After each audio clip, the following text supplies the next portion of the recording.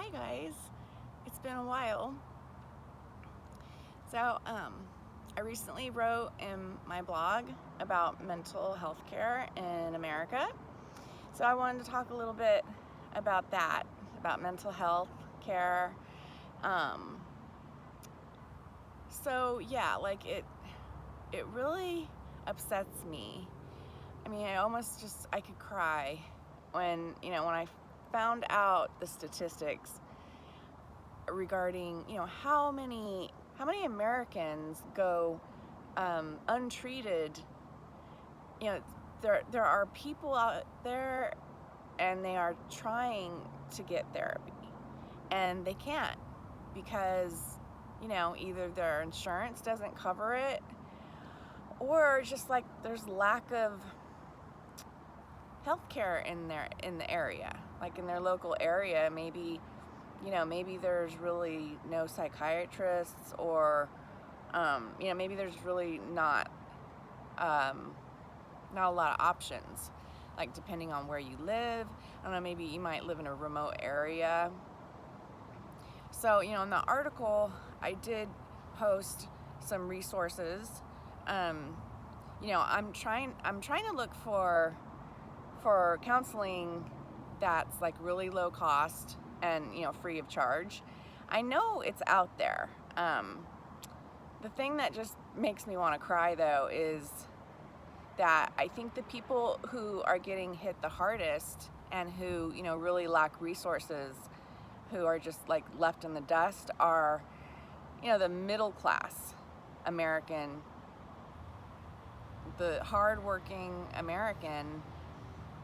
They don't have good insurance. Like maybe, yeah, they do have insurance, but I don't think it, covers like really good mental health care.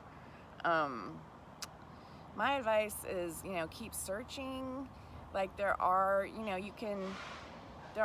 texting apps, where you can like talk and text. I haven't done that much research on them, but I'm going to. Because so far the apps that I looked into, like BetterHealth, that costs like $80 a week. I mean, come on, that's ridiculous. Like that's just insane.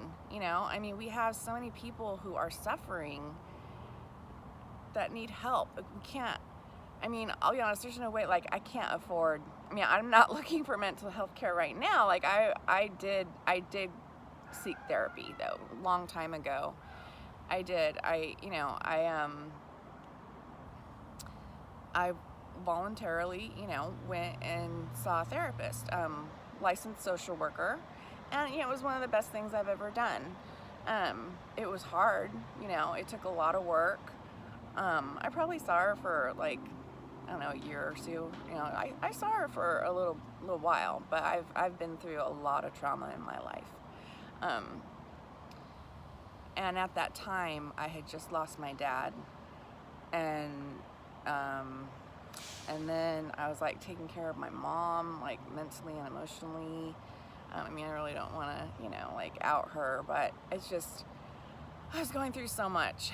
And then I just thought, you know what? And I was a single mom, and then my son, he has type 1 diabetes. Like that wasn't easy just in itself. So I just had so much going on, and then I had my own health problems. It's like too much. I thought I need to, get myself sorted out, because I didn't know what the heck what the future was gonna hold, because just my world was kind of like falling apart. Like all my loved ones were just so ill. I was like surrounded by illness, and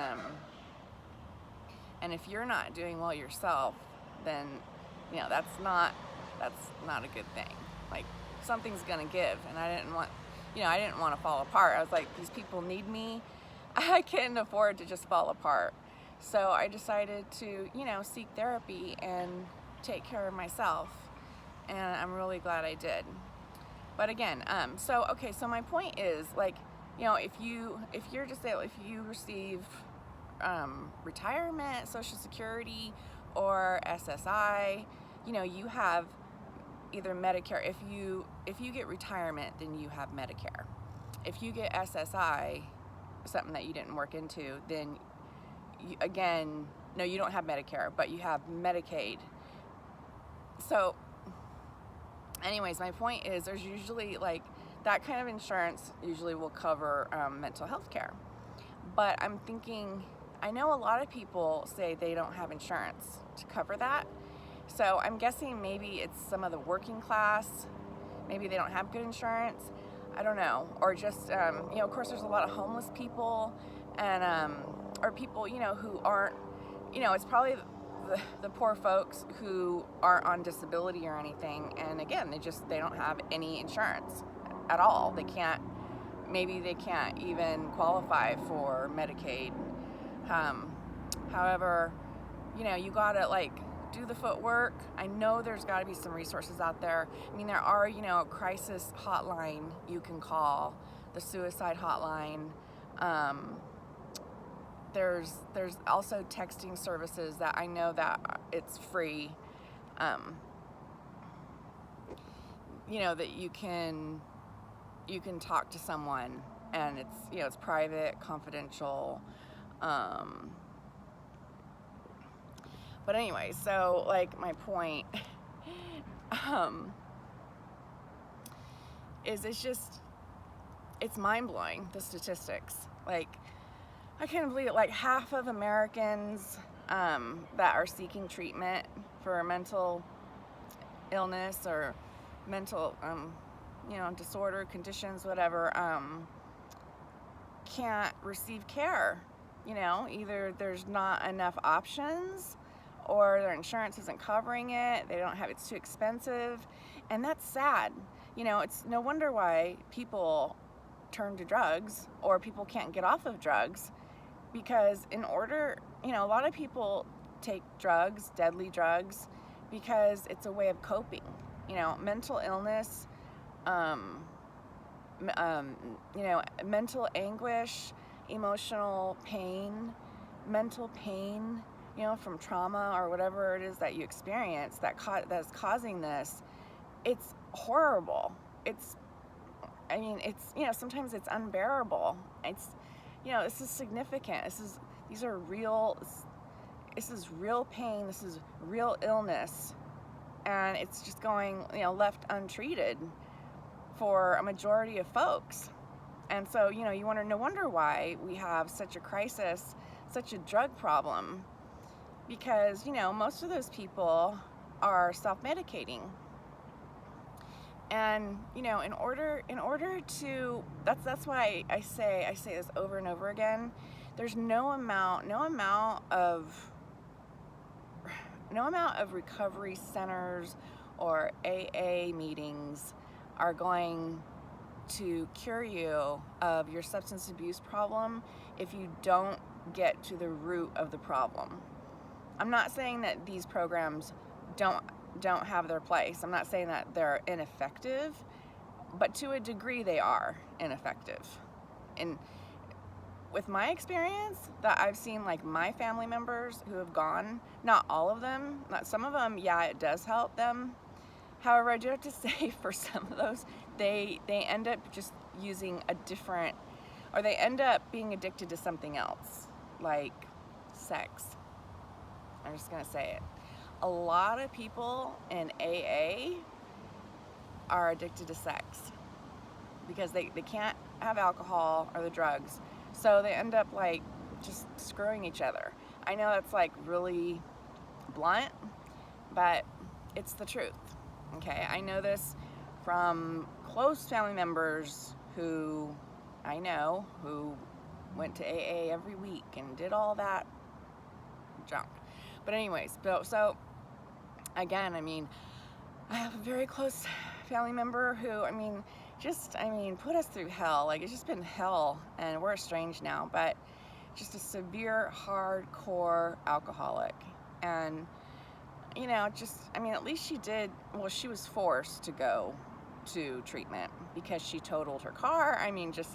Anyways, I've been through hell with this person, but not anymore. Anyways, it's sad, but lost her license, lost pretty much her whole entire life due to alcohol. But again, it's sad because she never got treatment.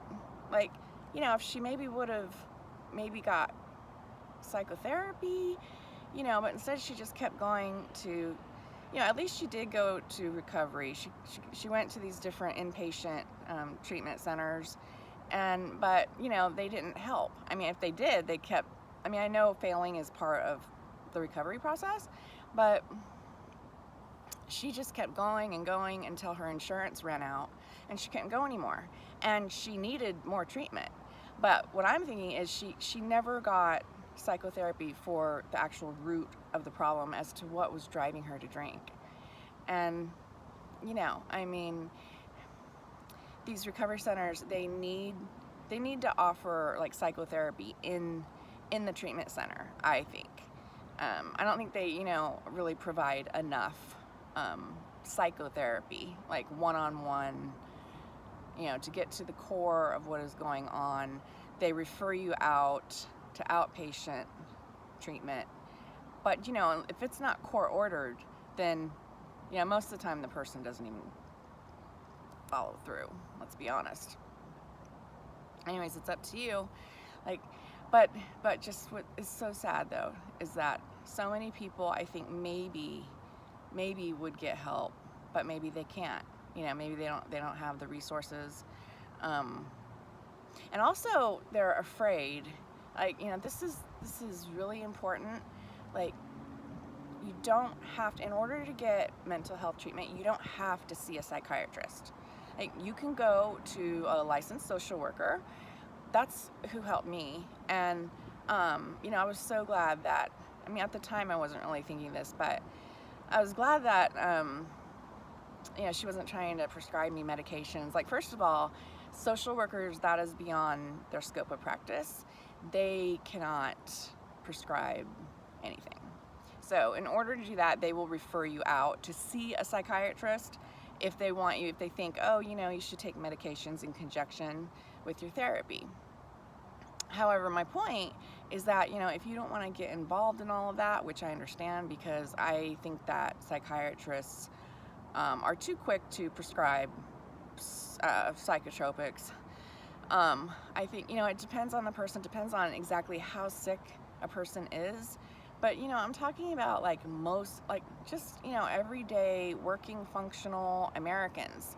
I'm not talking about people who are severely mentally ill where, you cannot function, where, you have a conservator, you can't even function, you can't manage your funds, you can't balance a checkbook. I'm talking about, people who, pretty much function, who are probably self-medicating, with substances or whatever, different things. My point is that, there are different degrees. There is a place, for psychotropics. Psychotropics have their place. And, for now, because we don't really have any other options, and for the severely mentally insane, those medications can really help. Or they can also help, someone who's not completely insane, but, maybe have bipolar, there's so many different degrees of mental illness. And, that's why the stigma, we have to keep talking about this to reduce the stigma.